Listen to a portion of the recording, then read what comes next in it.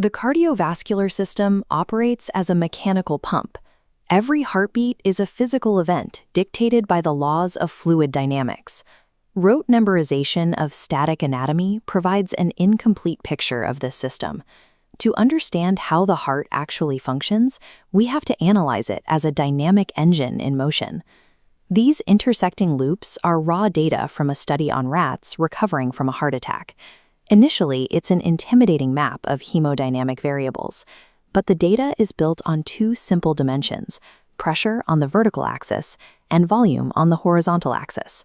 Our goal is to work backward from this chart. We will use it to reconstruct the mechanics of the cardiac cycle. Interpreting these pressure-volume maps allows us to calculate stroke volume and systemic hemodynamics directly from the raw data. The mechanical squeeze begins with an autonomous electrical trigger. The sinoatrial, or SA node, possesses myogenic activity. It generates its own rhythm without needing a signal from the brain. Early researchers had to go to extreme lengths to capture this invisible current. Using a string galvanometer, physicians measured the heart's electrical activity by submerging the patient's limbs in buckets of salt water to bridge the circuit. This signal is mapped as an EKG. As the depolarization wave spreads across the atria, it creates the P wave, triggering the top chambers to contract. At the AV node, it hits a physiological pause. Notice the flat line immediately following the P wave. This delay lets the atria complete their contraction, forcing remaining blood into the ventricles, the atrial kick. Once full, the signal surges down the bundle of His and Purkinje fibers. This massive discharge appears on the EKG as the QRS complex. The heart's electrical timing is a safeguard. Without the pause at the AV node, the ventricles would contract before they were fully loaded with blood.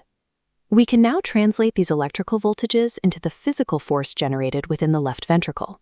This curve tracks internal pressure over time.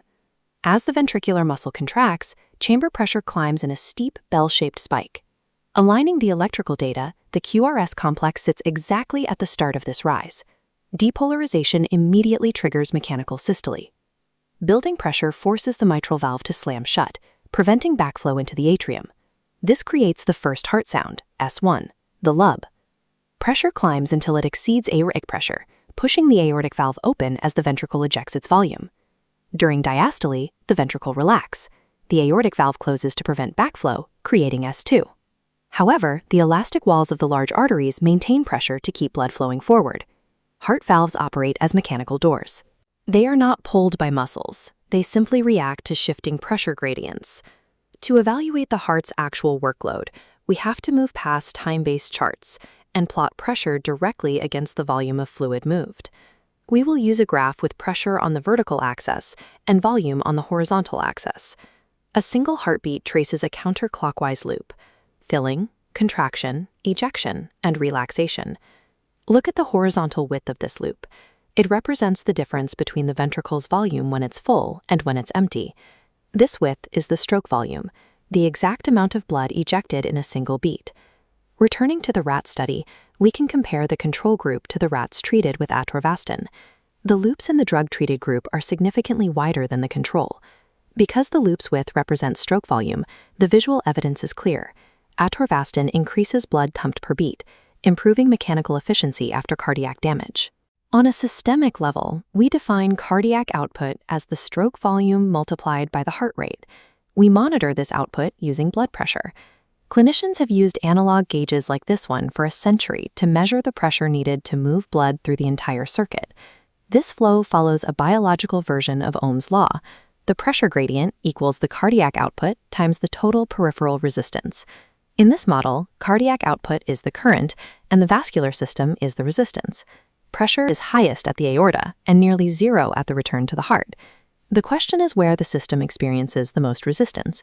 If we map pressure across the body, the sharpest drop occurs right at the arterioles. Arterioles are highly muscular vessels that act as variable resistors. They deliberately drop the pressure to ensure that the delicate single-cell capillaries downstream aren't damaged by the heart's force. Resolving these variables, from electrical delays to pressure-volume loops, provides the mechanical intuition needed to understand the cardiovascular system as a